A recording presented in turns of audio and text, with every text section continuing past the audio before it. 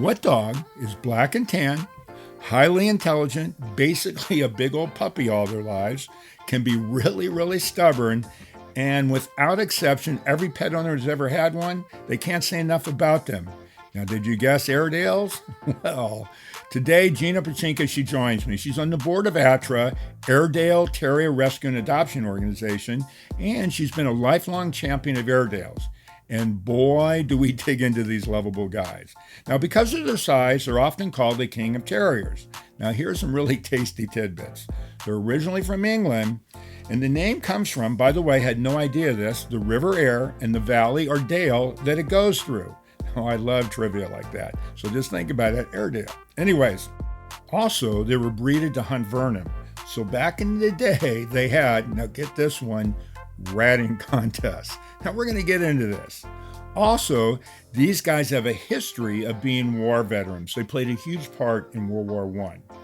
Now, ATRA, because of their history, is doing a huge part in making these beautiful guys find a really good home. Now, here's my last little wild tidbit. They have this really, really high red blood cell count, and because of this, they have this crazy cold tolerance. So sit back, get ready as we tell you all about the smartest dog you'll ever be outsmarted by, the King of Terriers. For real, for real, for real, for real, for real, for real, for real, for real, for real, for real, for real, for real, for real. Got a bunch of furry friends and I love them all the same. I'm an animal lover, veterinarian is the name. Let's share some pet stories from heartwarming to strange, losses and gains, from wacky to insane. For real. You're now tuned in to For Real with your host, Mark Kyle.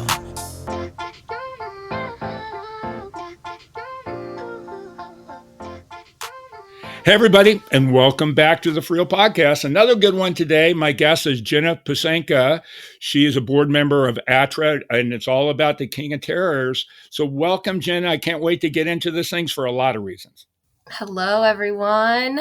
Well, I'm excited because for you guys listening, I don't know if you listened to the last episode, I talked about the Airedale that we had, but I've been around Airedales all my life. One of my close friends, his name's Mike Cronin, actually. I helped him get his first one because he had to travel. Has his new one now is his name's Seamus. He's a big one. And he's been asking me forever to talk about Airedales. So we're going to talk about Airedales. So Jenna, let's start about you though, because I know you're an avid Airedale person, and we'll get into ATRA and all that later. So tell me how you got involved. Just let's go through the background. So, I have had an Airedale all my life since I was born. And I actually texted my grandma last night and I asked her, when did they get their first Airedale? Because I wasn't sure of the year. So she called me this morning while I was waiting for my son to get up. And she said that their first Airedale they got in 1968. So that is how long that they have been in, our family for. So their first Airedale was Ringo. Her brother actually got the first Airedale of our family. Wait. I got to ask a question. Yeah. They're originally from England. So Ringo, was that after Ringo Starr by any chance? Yes. How about that? Yes. Good guess. Yeah. So my Uncle Smiley had Hector, he was a pretty big boy, maybe like 70 pounds or so. And he wanted to have a litter of puppies. So he finally found a female in the area and they had 8 puppies. And my grandma and grandpa took the biggest one of the group and they named him Ringo. So they oftentimes had the puppies at their house in Cicero, Illinois, running around the yard and running around their garage and all of that. So they have been in the Pecenka family for a very long time. They actually had 3. So Ringo was first and then Shane came and then Jake. And then once my dad, moved out, married my mom and all of that, our first Airedale was named Buck, and he was about a year old when I came home from the hospital. He lived till he was almost 12, and then we got Benny a few years later. And then when I moved out to Indiana, We got our first dog, Harley. She is a bull mastiff lab mix, and then I want to interrupt before you go there because when we talked before, for you guys listening, I had a dog whose name was Harley Rose, which was named after my grandmother. So I love the fact you did, but your name was a little bit different than your grandmother. yep, we named Harley because of that bull mastiff snoring and the meaty face and meaty muzzle. So she definitely snores super loud. So great name for her. But when we moved out to Indiana, deep down I knew I always wanted an Airedale. And Benny, my parents' second dog, my second Airedale, he was actually from ATRA. He was part of the Kentucky 13, I think. They had a mom that rejected all the puppies, and ATRA got them because we cover Kentucky. And my dad flew down to Kentucky and picked him up. Let's tell everybody what ATRA is because you mentioned it a couple of times.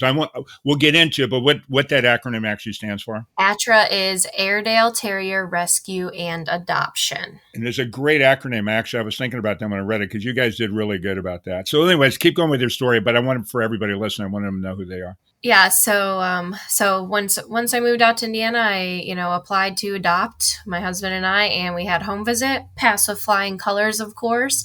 But then they had me kind of do some jobs here and there because I was on the north side of Indiana, and the Indiana coordinator actually lived in Michigan, so she was up near Ann Arbor and couldn't come down, to do home visits and to vet people to make sure that they were going to be a good home for our Airedales. So I got into it that way. And then, we were waiting for a while. We probably put our application in when we got the house, maybe in December of 2017. So we were waiting a while for a puppy. In rescue work, you will find that they're few and far between, and then once it hits, then it hits hard. Yeah, when it rains, it pours. Yep, exactly. So Allison Lang actually called me 2 weeks before our wedding, and she said, I have a 10-month-old puppy. She's a female. She's raised on a farm, found in the hog barn, just running rampant with other dogs. So we went and picked her up. And then that is what started, our fostering and saving all the lives that we can for these Airedales and other dogs too. So, and then a couple years later down the road, we got Coco. So I had 2 Airedales and then Harley, which is bull mastiff lab mix. Nala sadly had a little complication with a surgery August 9th, and she passed away. So still getting over that, but we still have Coco and Harley. So Well, it's obvious you're a pet person. You remember the exact date of that yes. thing, which we all do for us, all those guys out there. So Yep. that says everything. That's too bad. Yep. So that is a little bit about the history of us. Currently, right now, I have 2 girls that were taken from a hoarding case. They are in boarding right near me, but they are pretty much feral. They don't really like people that much.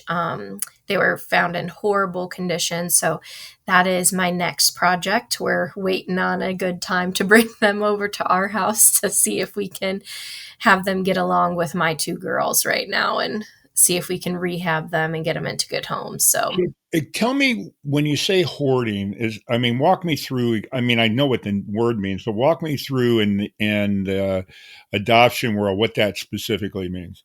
Well, these girls, so this man, hopefully he never gets out of the place that he's going to. People be crazy. People are crazy. Yeah. But I had a woman from the shelter down south. They're like right on the Indiana-Kentucky border. She called me and said, I have this hoarding case. This guy we're up to dog number 18. Wow. They're all females. Half of them are pregnant. Half of them are, not. So, and I have three Airedales that we have. Will you take them? So I said, yes, of course. And then let me see what we can do for the others. So they were like mixes of schnauzers and, Airedales and doodles and all kinds of stuff. So he had probably, I think now they are up to dog like female number 20 or something like that. And there were males on the property as well. So this guy just basically had them running rampant on his property. He did have a fence around his couple acres or whatever, but basically they were just, running around, having babies and terrorizing each other and terrorizing people that they could get their hands on. Um, so they were Daisy, the older one of the two that I have now. She was found in a crate covered in, feces and all of that. Yeah. And there was also a deceased dog in the crate with her. And she was in the crate because she Wait a was minute. pregnant. A deceased dog in the crate with her? Yes, it was all bones. Oh, that's horrible. So yeah, I have never had to actually take these dogs out of conditions that they are in, thank God, because I don't know what I would do if I actually were face to face with the people that hurt these poor animals. So we have those two. They are safe. They are going to thrive eventually. It's just going to take a lot of time. So yeah. How old do they think they are? Daisy is between 2 and 3, and then Poppy is probably 1. Well, they got a good life ahead of them at least. Gosh, it's horrible. Yes, they do. They will for sure once they can learn to trust humans. Poppy is a little bit more trusting because I say she didn't have as much neglect as Daisy has had. So she's a little bit more trusting of humans, and Daisy is very attached to Poppy. So I'm hoping that I can get them into a home together where they can kind of thrive off each other. That's crazy. Yeah. For real, for real, for real, for real, for real, for real, for real. And we'll be right back. We are supported by PrepVet, providing stem cell therapy for pets. As a pet lover, did you know your pet can benefit from the incredible healing power of stem cell therapy? Prep Therapy offers a groundbreaking solution taken right from your pet's own blood. Say goodbye to joint pain, arthritis, kidney and liver conditions, and more. They'll experience faster recovery, increased vitality, and extended quality of life without the need for surgery or harmful drugs. Put the wag back in their tail and discover Prep Therapy today at PrepVet.com. Save 10% with promo code FurRealPodcast, covered by most pet insurance. Let's talk about Airedales, their history of them. I've got, I always try to do some kind of homework. Not that I know anything more than what I've read, but let's talk about their history. There's, I'll add in some stuff. If I may have some new stuff for you. I hope I do, just because I want to act like I know something. But let's talk about them because they originated from England. But what you know about that, and then I'll interject if I know anything else that I read and see if you know that too. Yeah, so they were, introduced in the late 19th century. Oldest date that I could find was like 1888. Mm-hmm. And they are a cross between some kind of terrier and then an otter hound. I'm pretty sure it was like the black and tan terrier, something like that. Right. But they basically wanted England, had a huge vermin problem. So they wanted a dog that could trap them and kill them and, hunt them and get them out of their streets. So they also, had, they would hunt rats and otters. So basically any vermin. And I will tell you that is very true, that they are very good hunters. They had many other names before they came across the Airedale. So Airedale comes from the Aire River, which is where they were originally bred, and then the valley that they were in. So a valley is kind of like a dale. So that's where they came.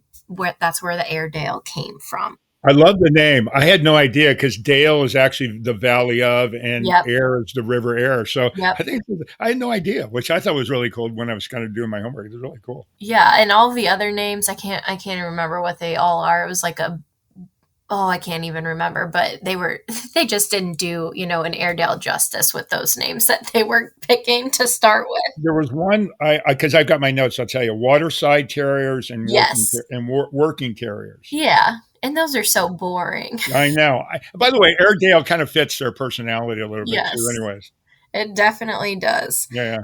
But they, they were war dogs. Some of them, they started with them as police dogs, and then they did such a good job doing policing that they sent them off to war. Um, I'm sure people have seen, pictures of Airedales, and I believe the dog's name was Jack. Yep. What about Jack? Yeah, and how he was pretty much the head of running into craziness, and he brought a lot of good things to the war when they had it. So Well, here's a crazy story that I read about him, and I'm sure you know this, but you've got so much information. I've got written notes, so that helps you. So Jack goes up because they would be messenger dogs, yep. so they bring messages, and they'd also find the wounded for the Red Cross. When he brought the message back to them, he had a broken jaw. He had like a splintered leg, but he made it back, and he hmm passed away after that. And then after he died, he got the Victoria Cross, which I think is just cool. By the way, have you noticed one of the things I've noticed now? I know there's exceptions to the rule, but it seems to me a lot of the real famous ones and people that I know, they're always like one word. It's Jack. There was Bruce. My buddy had a dude. I mean, I know he had Coco, but I mean, still, they're all kind of short names and weird. It's kind of interesting how I have no idea why, but it just seems like when you start reading about it, they're all like Yeah. one syllable or two syllables, and that's it. Uh-huh. That is pretty common. I guess people just think, hey, I need a really strong and to the Yeah, point name for these dogs. it worked for me. Yeah. I mean, a couple presidents had Airedales. I know Teddy Roosevelt was one of them. Couple, I think, Calvin Coolidge had Airedales. So they, and there was definitely one on the Titanic, or two on the Titanic. Oh, I didn't know that. I didn't read that. That's cool. And that's cool and not cool. Yeah, and then John Wayne had an Airedale. He was Duke, Big Duke, and Little Duke, I Oh, think. of course. Yeah, yeah. So a lot of people have had them, and whenever I go anywhere with them, they're like, "Is that an Airedale?" And I'm like, "Yep." Or they'll be like, "Is that a doodle?" And I'm like, "No, this is not a doodle." Yeah, exactly. I was going to say in the days of doodles, Yeah, most people don't realize there's other dogs out there. And then one of the cool things I like about them is they don't really shed a lot. yeah. They do not. Well, the my one does shed a lot, but she has a little bit of red line in her. Uh-huh. So they are more of like a shorter coat. They don't grow as like thick Mm-hmm. and kind of like teddy bearish. Like my Nala was a teddy bear. She had super soft fur, and whenever I would let them, because I would let them grow pretty long in the winter because I love to be outside. But I would let her grow, and her fur was so soft. But Coco's fur is like you're running a Brillo pad through your hand. That's how wiry her fur is. Yeah. They're all they're soft but wiry at the same time, I think. Yeah. The ones, at least the ones we've had. Yeah. So there are a couple different kinds. So you have the red lines, which is like the smoother coat. And then, I don't see a lot of sheepies, but my parents' dog Buck and Benny were definitely sheepies. They like their fur would kind of curl like a sheep's fur, Mm-hmm. and it wasn't really flat coated fur like Nala's was.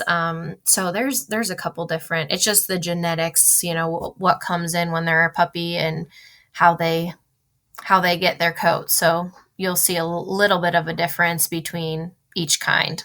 Well, you know how we were saying earlier how they were hunting dogs for getting rid of rats and stuff like that. I know otters too. Mhm. Do you know that one of the things when I was digging around and that they had these ratting contests to see that, and the Airedales were so good they would like kill hundreds of them in a few minutes. They were that quick. They were Oh that quick. wow. Yeah, it's pretty crazy. I mean, I didn't even know they had such a thing, but yeah, it was pretty one of those weird ones that you read about. I'm sure they had some kind of, thing to keep everyone entertained back then. They didn't have very many other things to do, right?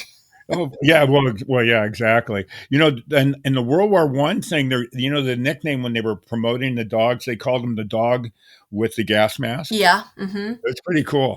Isn't that a picture of Jack? I'm pretty sure with the gas Oh, mask on? it's got to be. Yeah. It's got to be. Yeah. Yeah, it's pretty cool. Yeah, it's very cool. Okay.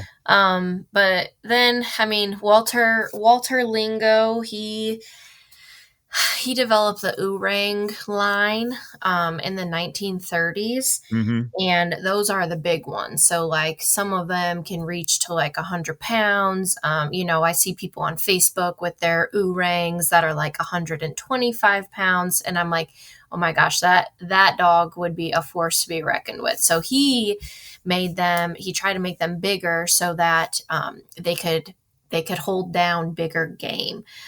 So they'll tree a raccoon, they will tree a bear, they'll chase after mountain lions, and they're fearless. Right. They are absolutely fearless. They will not even my Nala, who she was terrified of my dad, and that just killed my dad because he's like, I love Airedales, they're my favorite. She would never go by him, but if he, came at her too fast, she would be right up on his butt barking at him and, being like, get away from me. I don't want you to touch me.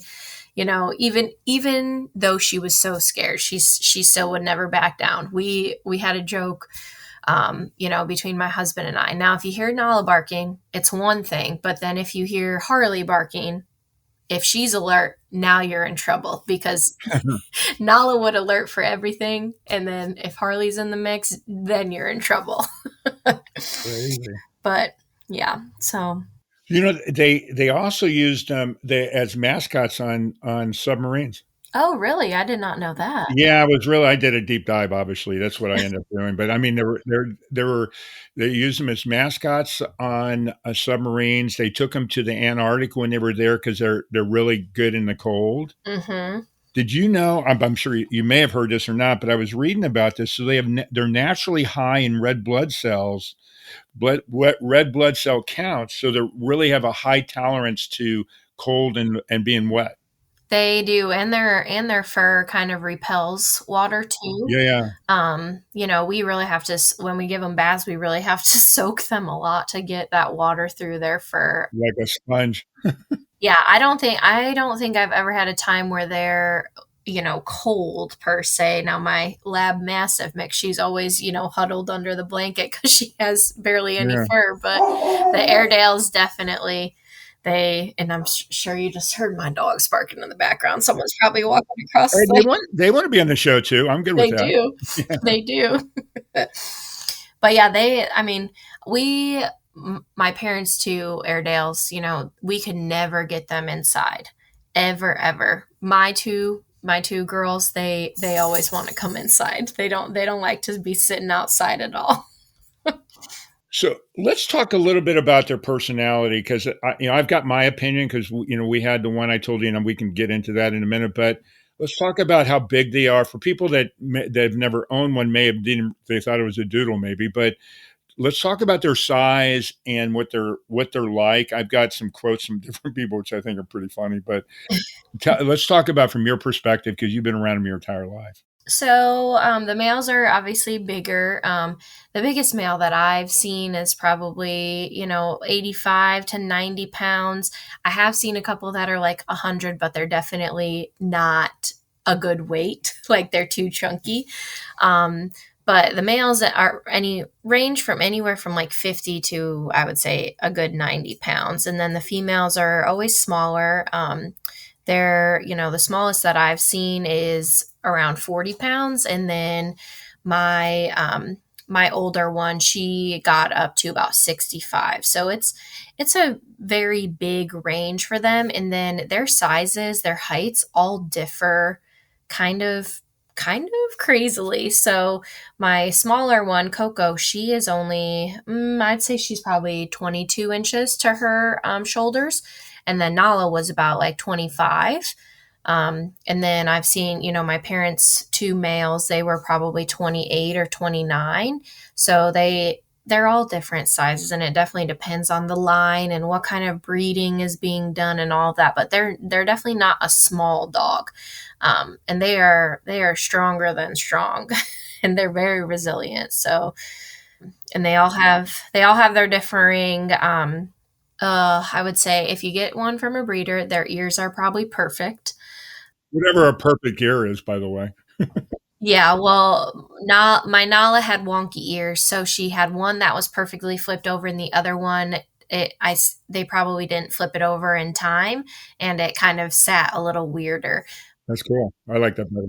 Yeah, and then Nala had the undocked tail, so her tail literally curved. It almost looked, and her fur would grow so long on that. I'd call it her lion's tail because it literally looked like a lion's tail. For real, for real, for real, for real, for real, for real, for real, for real, for real, for real. And we'll be right back.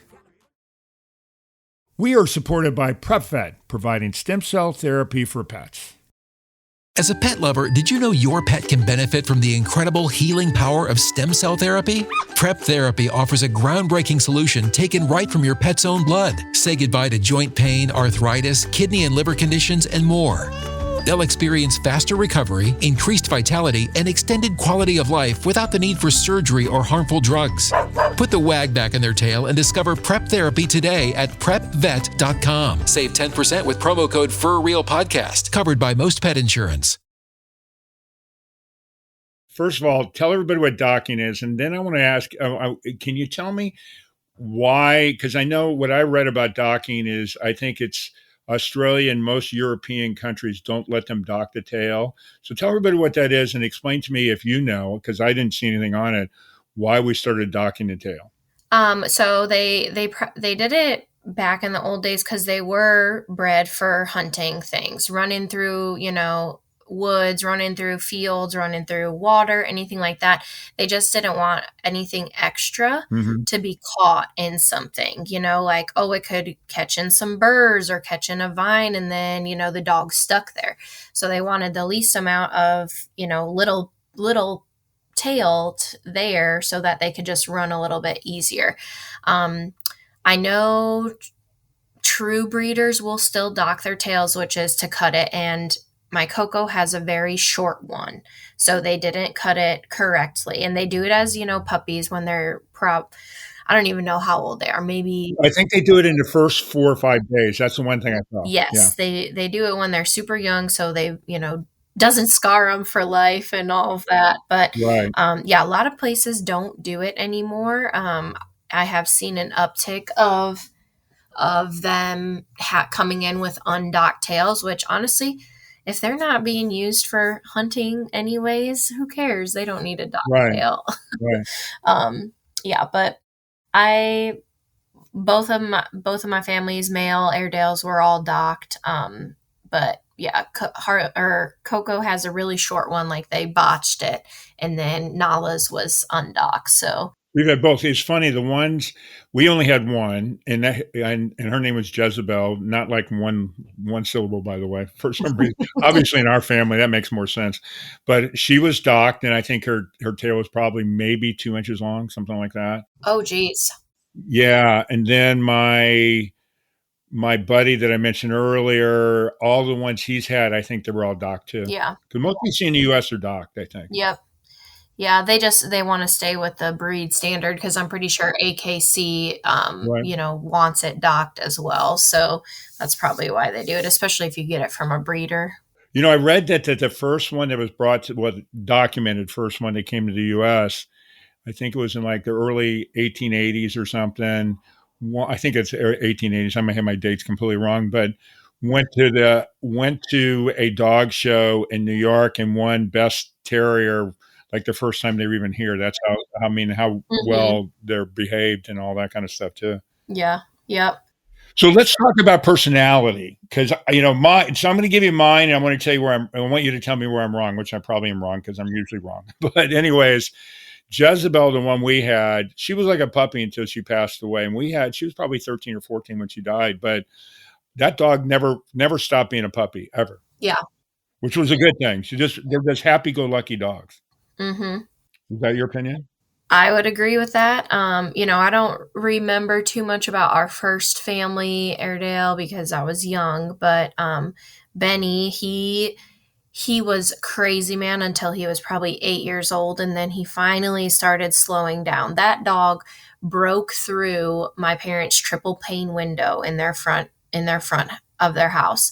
like trying to get at dogs. He was just so crazy. But yeah, and then my other two will be they sleep for the majority of the day because I work from home, so they're sleeping all day. But then when it's time to play, they are crazy ladies and they get the zoomies and they're, throwing toys up and hitting the ceiling and grabbing shoes and all of that. I will never not have an Airedale because they just keep you on your toes all day long with their antics. And they're really, really intelligent. Really intelligent. They are super intelligent. So, if you want to hear a story, my Coco, we had our two dogs at the time. Coco came in to rescue. I was going to foster her because, what else do I have to do? Sure, I'll take another dog. It's fine. And my husband was like, Jenna, we're not keeping her. We're not keeping her. And she and I already Famous last knew. words. Yeah, well, I knew she had bonded to me. Like, we tried to put her with a foster home that was kind of close to us, and she jumped their fence, and thankfully they caught her in 20 minutes, but clearly she wanted to just be with me. Right. She didn't try to escape when she was with us, whatever. So then I give her to, another family who has another female dog, thinking that it would be good, and she got out of their wrought iron fence. She somehow shimmied her way out of a 6-inch opening in their wrought iron fence, and she was gone for 7 months and a day. Well, they're great dogs. I told you a story, so I'm going to repeat my story. Our dog is that. So we lived at that time on water, and I would take my kids out in our boat on an inner tube, like most parents do if you hit by the water. Mm-hmm. But Jezebel, our dog, she just wanted to be with us. She would, if we didn't, she'd stand on the dock if we didn't take her in the boat. So we always took her in the boat. And one day we decided that, well, I wonder if she'd stay in an inner tube, because you never know. We put her in that inner tube. She loved being in an inner tube. So I had 3 kids then, but I had my 4th one was Jezebel, and she would every time we'd go out, she'd have to get her ride in the inner tube, and of course, all the people that we knew that lived in that area all knew Jezebel, and then people would see her, and she became the dog that rode on the inner tube. Yep, funny. I love that. They all have their own thing. They definitely have their own personality, that's for sure. They absolutely do, absolutely. So, back to my story about Coco, because I want to tell the whole world about this. Okay. So she was gone for 7 months and a day, and they have her on camera. She was with a pack of coyotes. Wow. She was living with them, learning how to hunt with them. Because we got her back, and she wasn't super skinny. Like, she was clearly eating stuff. Yeah. And now, to this day, because she was out for so long, she will not go outside when it is raining. She will not go on the grass when it's wet or dewy because she's like, I was out there for too long. You left me out there for too long. Yeah. And she actually grooms herself now like the coyotes do, because I was like, why is she licking her whole front? Like, she almost looks like a cat doing it. Right. Wow. And I looked up how coyotes groom themselves, and sure enough, that's what she's doing because she learned it from them. That's crazy. That's pretty funny. Yeah, safe and sound back, and of course we took her back, and then we had 3. So, well, I'm going to get an ATRA in a second, but I want to read some of the things I read about him. I wrote these things down. So people, this is what they talk about: intelligence and behavior of them. They're extremely intelligent, playful, and stubborn. Described as a professor in a clown suit, which I love. mm-hmm. They're known to fake obedience. They comply and then quietly get out of it. Yep. They're reported to smile, and I agree with this. They curl their lips when they're happy or proud. Mm-hmm. I absolutely believe that. I agree. Now, here's a crazy one: is that the early trainers claimed that they could count ducks and retrieve the exact numbers that they told them to get. Which it makes sense. They're so smart. Yep, I would believe that. And then let's see. Oh, here's one: famous for humor and self-direction. An Airedale does what you say after deciding that you're right. Yep. That sounds like one of my kids, actually. But anyway, that's some of the stuff I did. So let's talk about ATRA. So tell everybody what it is, and tell me everything you guys do. I've read a lot about it, but obviously you know the details. So let's talk about that too, and then we can get back and talk a little bit more Airedales. But I want to make sure we talk about ATRA. So ATRA is Airedale Terrier Rescue and Adoption. We cover 13 Midwest states, I believe, and then we also cover Ontario and Canada. So we are, I'm pretty sure it's 13. But this has been around, and I don't know the exact year because I am still, I'm going to call myself young. You are. And most of these ladies that I work with have been around for a very long time with this rescue. And they have, all of us are volunteers. So you can tell that we love what we do. We don't get, we don't get paid a dime for this. We are just here to help the dogs and get them into good homes, get them out of their bad situations and all of that. I don't even know how many dogs a year. It differs from year to year. I think this year for 2025, we are probably up to 35 or 40 dogs so far that we have, brought in and gotten to a good home. But we are all kind of a tight-knit family. Like, we communicate really well. If my Illinois or Ohio coordinator have a really good family, because we're buddies, the three of us. If they have a good family and I have a dog, I usually will always send it to one of their families because I know how hard they are working to make sure that they are a good home. And there's a lot that goes on behind the scenes. Home visits are probably the hardest part about being a coordinator because we can't simply drive to, I can't drive to Evansville every single day to do a home visit, so we depend on other volunteers in our areas and in our states that can help us do those, because it's just not realistic for us to be able to drive, Sure. all the way north, all the way south, east and west. But yeah, Paula is our president, Paula Lackner. She has been doing it for a while, and we have a ton of great people that are just for the dogs. They don't care about anything else. It is just for the dogs. And I think a lot of people forget that, is that we are not here to place a dog with you. We are here to place the dog with the correct family that they are going to thrive with. Sure. So, and that's our biggest, I think that's our biggest challenge being a rescue, is that we do have people that get upset with us that, oh, I wanted that dog, and, but that dog is not going to thrive with you, from what we have seen. So, we'll find you another one. Sure. We'll get you the next time. And I think that's probably the hardest part of our job, is telling people that, nope, this one's not going to go to you, or, oh, sorry, you did not pass, our home visit. Well, it's good to be particular, but let's talk about your guys' foster program, because I know it's really hard these days, in particular after COVID, because a lot of people got dogs during that time, and then a lot of them were brought back. So, yeah. So how does your foster program work? How can people help you? All that kind of stuff. So we, you can go to our website. Let me get the actual website. It's aire-rescue.org, and you can put in an adoption application, and you can just mention on there that you would be interested in volunteering or fostering. That is the first step, because no matter what, even if you foster a dog, we still need to do a home visit for you and make sure that, you're going to be a good home for one of our Airedales. Fostering is completely free of charge. It's, we're just utilizing your home, we're utilizing your patience, and we're utilizing your love. But I think a lot of people are scared to foster because they think, oh, what if I fall in love with the dog? I don't want to pay money. I don't want to do this. What if they're not trained?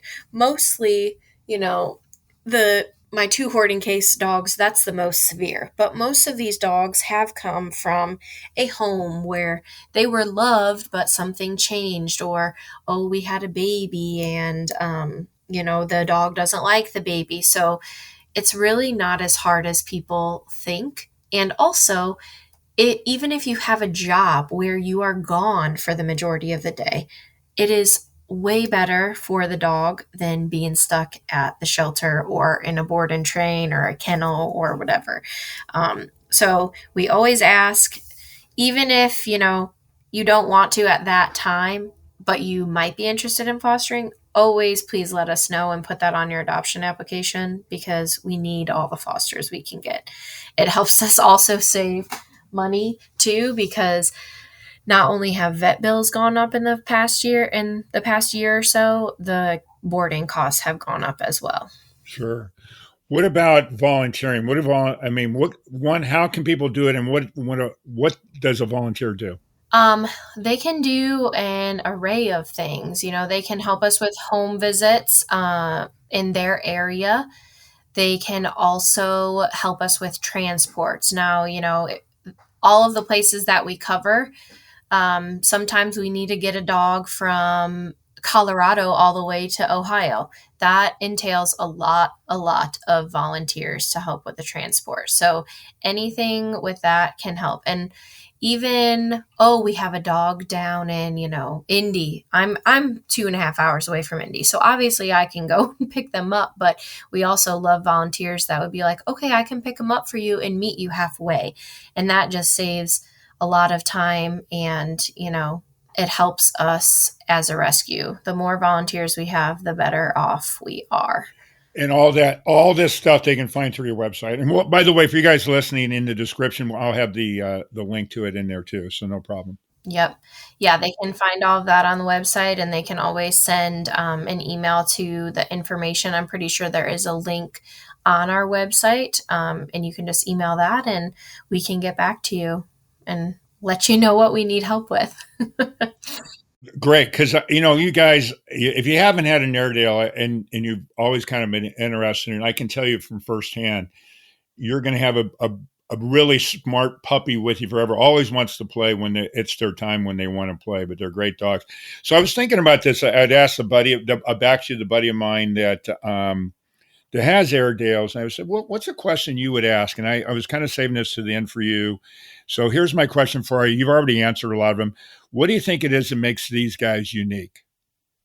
Not a trick question, it's just a question. No, they are. They they just differ from dog to dog. No one Airedale is alike. You get labs, and you've always had labs, labs, but Airedales, yes, you've had an Airedale before, but the next one is most likely going to be different. They each have a mind of their own, and usually it's very stubborn. They all have their own personality. They're just the best dogs. Like I said, I will never not have an Airedale, because they know when you are feeling down.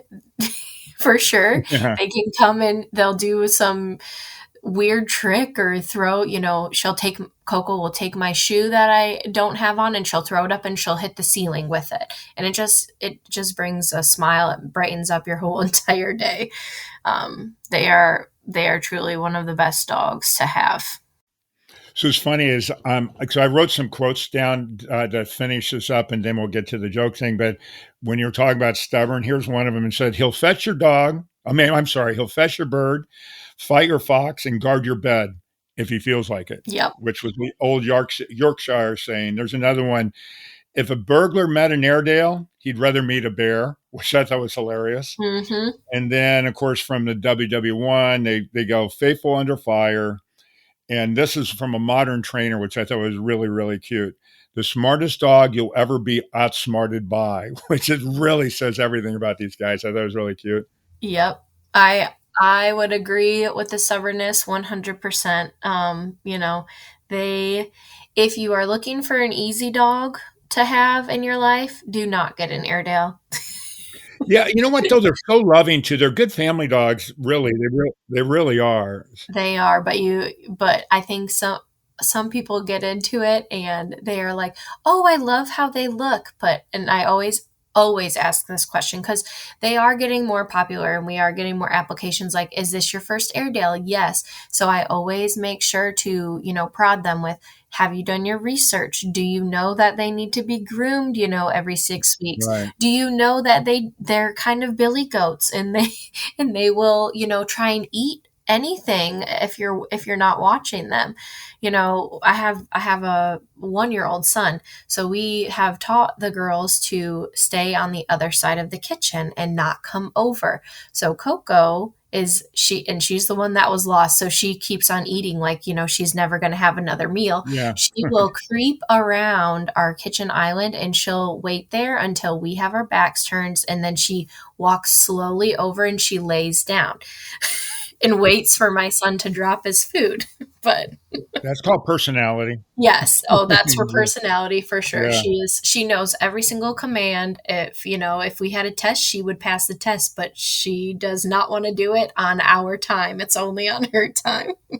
It's funny is I have a rescue. She's not an Airedale, but she's one of the smartest dogs I've ever owned, but she's also one of the most stubborn. Mhm. She want to do it. She's not doing it. She's part hound. So she's extremely smart and she knows it. But if I call her, she's coming if she wants to come. If not, she looks at me like, I'm busy right now. Don't bother me. So I'm familiar with that totally. Yeah. Okay. So let's get to the joke thing. So as I tell everybody that listens all the time, I know you're already cringing if you listen, but this is one of those deals where if you got kids you want to have on the show to tell a silly animal joke, your grandkids, nieces, nephews, or you want to be on the show, this is your opportunity to email me at mkyleforrealpodcast.com. I know for a fact most guests, when I ask them to do it, don't want to do it because they're the worst jokes I've ever heard, and I don't want to be embarrassed. So please help both of us out, myself and the guests, and have you guys email and do that too, because it's really fun anyway. So I understand, based on what we said earlier, that you actually have a joke today. So what's your joke, Jenna? I do. It is, why couldn't the dog get the apple? So why couldn't a dog get the apple? He was barking up the wrong tree.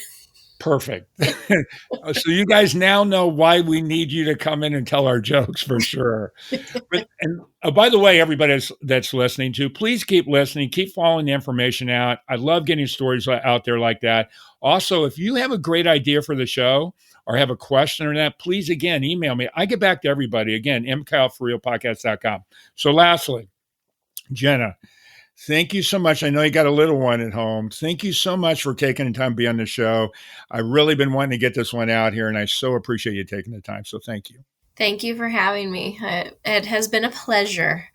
Well, it's been more of a pleasure for me. I know I torture everybody on this thing, but I so really appreciate it. Then lastly, for everybody that's listening out there, keep following, doing all the great things you do. You guys really make it better for us, everybody that's listening. But most important, from the bottom of my heart, thank you so much. That concludes this episode of For Real with your host, Mark Kyle. For previous and future episodes of For Real, listen via all major podcast streaming sites.